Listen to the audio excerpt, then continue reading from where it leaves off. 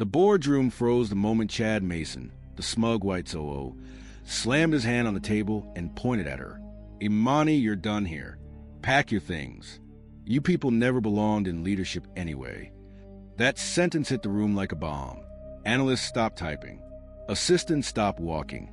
Phones subtly lifted to record. And Imani Raven Carter, the only black VP in the building, stood silent, but not scared.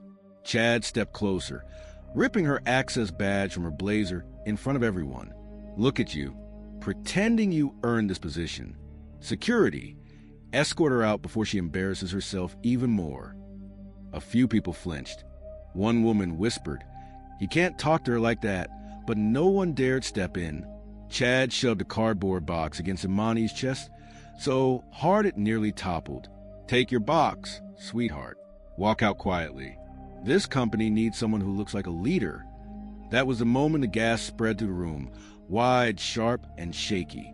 Not because she was fired, but because of how she was fired. If this already made your blood boil, tap like. And subscribe so you don't miss stories where justice finally wins. Imani set the box down slowly. She didn't blink, didn't flinch, didn't bow. She simply lifted her eyes to Chad, calm, steady, and far too confident for someone supposedly defeated. And that confidence made him nervous. "Why are you smiling?" Chad snapped. Imani's voice was soft but deadly. "Because you just ended the wrong career today, Chad. And it wasn't mine." The elevator dinged in the hallway, and every head turned as Imani walked toward the glass doors with the same calm stride she always carried. Nobody understood it. A woman who had just been publicly humiliated should have been shaking, crying, begging. But Imani wasn't doing any of that. A junior analyst whispered, "Why does she look like she's not even worried?" Another muttered, "Maybe she knows something we don't." Even security hesitated to touch her, glancing at each other like they weren't sure if they were supposed to. Chad followed behind her, chest puffed, soaking in the attention like a man celebrating a victory he didn't earn. "Keep walking. Imani. Doors that way. Don't drag this out. Your replacement starts today." She stopped, not to argue, not to cry, but to look around the office one last time. Slow, observant, intentional. Her eyes moved across the room like she was memorizing faces or counting witnesses. And then she said quietly, "Interesting. You really thought this was the end for me." Chad scoffed. "Oh, please. What are you going to do? File a complaint?" He laughed loud enough for the whole floor to hear. "You don't have the power to fight me." But Imani tilted her head slightly, almost amused. "I don't need power, Chad. I only need timing." The room tensed. Everyone felt something shift, even if they couldn't explain it. If this happened in front of you, what would you do? Tell me in the comments. I read every single one. And if you stand for fairness, hit subscribe. Then Imani said one line that made Chad's smile fade for the first time. "I hope you enjoyed your moment, because mine is next." Chad was still smirking when Imani reached into her blazer pocket. Not fast, not dramatic, just calm, deliberate, controlled. "You really think you can intimidate me with that little attitude of yours?" he said, folding his arms. "This is corporate America, sweetheart. People like you don't win here." But Imani wasn't looking at him anymore. She was staring at her phone, then at the clock on the wall, then back at her phone. Her lips curled into the smallest, quietest smile.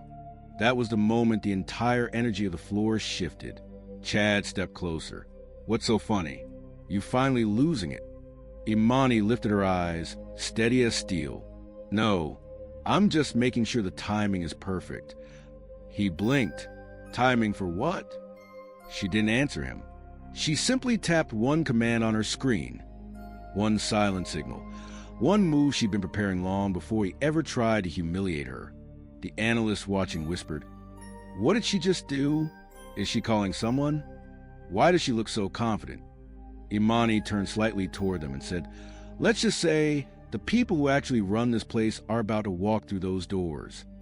If you believe talent can silence every insult, share this video. And to everyone watching from the US, UK, and Canada, your voice matters." Chad laughed nervously. You're bluffing. Imani took one slow breath, eyes locked on him. Chad, I don't bluff. I prepare. And right then, the elevator at the end of the hall dinged again. Every head on the floor turned as the elevator doors slid open. But this time, it wasn't an intern or security guard stepping out. It was 3 people in tailored suits, walking with the kind of authority that didn't need an introduction. The floor fell silent. Even the hum of computers seemed to pause. Chad's smirk twitched. Who are they? Imani didn't answer. She didn't need to. The first person, a woman with a federal badge clipped to her belt, walked directly toward them. Where's Chad Mason? She asked, loud enough for half the floor to hear. Chad's face went pale. I'm Chad. Why? Who are you? Before she could respond, a second figure stepped out of the elevator. The entire office gasped. It was the company's chief compliance officer, a woman no one had seen in weeks. She marched straight to Imani, nodded once, then turned to Chad with ice in her voice. We received a timestamp emergency alert this morning. A request to review the financial misconduct reports you buried. Chad swallowed hard. What reports? I don't know what you're talking about. But the third person, an external auditor with a thick folder, opened it and said, you should, because your signature is on all of them. Whispers spread like wildfire. He's done for. She knew this was coming. Imani wasn't scared. She was setting him up. Chad stumbled back. This is ridiculous. She's just angry because she got fired. Imani stepped forward, not aggressive, not loud, just steady. Chad, you fired me at 9:12 a.m. I filed a compliance alert at 9:05.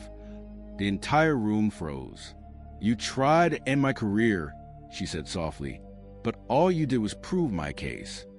And for the first time, Chad had no words. The compliance officer didn't waste a second. She snapped her fingers toward the auditor. Begin the sweep. Pull every file Chad signed in the last 12 months. Instantly, laptops opened. Screens flashed, and half the office watched their entire financial system light up with red flags. Rows and rows of irregular approvals, blocked promotions, manipulated performance reviews, and discriminatory terminations, all under Chad's authorization. Chad backed up until he hit the conference room glass. This is a misunderstanding. You can't judge me off data taken out of context. But the federal agent stepped closer. Then you won't mind explaining why minority employees were denied bonuses despite leading revenue increases. The whole floor went dead quiet. Chad stuttered. That's HR, not me.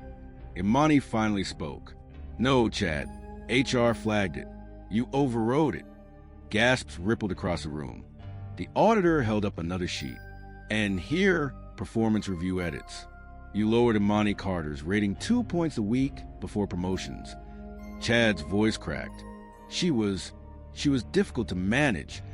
Or maybe, the agent replied, she was outperforming you and you felt threatened. Whispers exploded behind them. I knew something was off. He always targeted her. She carried this team. He took credit. Chad lunged forward, desperate. This is her revenge. She's framing me. But the compliance officer shut that down instantly. Chad, the evidence came from internal servers you tried to wipe at 8:59 a.m. Unfortunately for you, backups exist. Imani stepped closer, her voice level and calm. You didn't destroy me, Chad. You documented yourself. Chad's knees buckled, and the entire boardroom finally understood this wasn't a meltdown. It was a reckoning. 2 uniformed security officers entered the floor, moving with quiet purpose. They didn't look at Imani. They didn't look at the analysts. They went straight to Chad. The federal agent nodded. Based on the evidence recovered, you are being removed from your position effective immediately. Chad's voice cracked.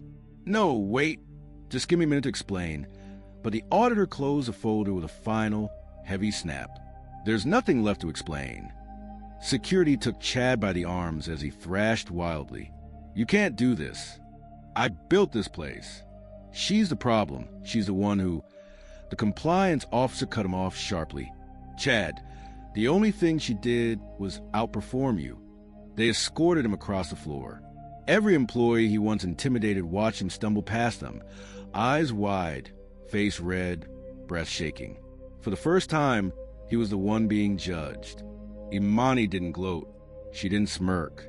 She simply stood there, steady and dignified, as Chad was dragged toward the lobby doors. One analyst whispered, "This is justice." Another murmured, "She really won," as Chad disappeared down the hallway. The federal agent turned to Imani and said quietly, "Thank you for blowing the whistle. You saved more careers than you know." Imani nodded once. Her power wasn't loud. It didn't need to be. The floor was silent as Imani walked back toward the office that had once been taken from her. A few employees stepped aside, not out of fear, out of respect. When she reached the doorway, her old badge lay on the desk, returned, polished, and waiting. She clipped it back onto her blazer with a calm, steady breath. One analyst whispered, "She deserves that office more than anyone." Imani looked over the room, not with pride, not with anger, but with clarity. Let's rebuild this place the right way. Share this if you believe silence is no longer an option. And subscribe for more stories where justice hits harder than humiliation.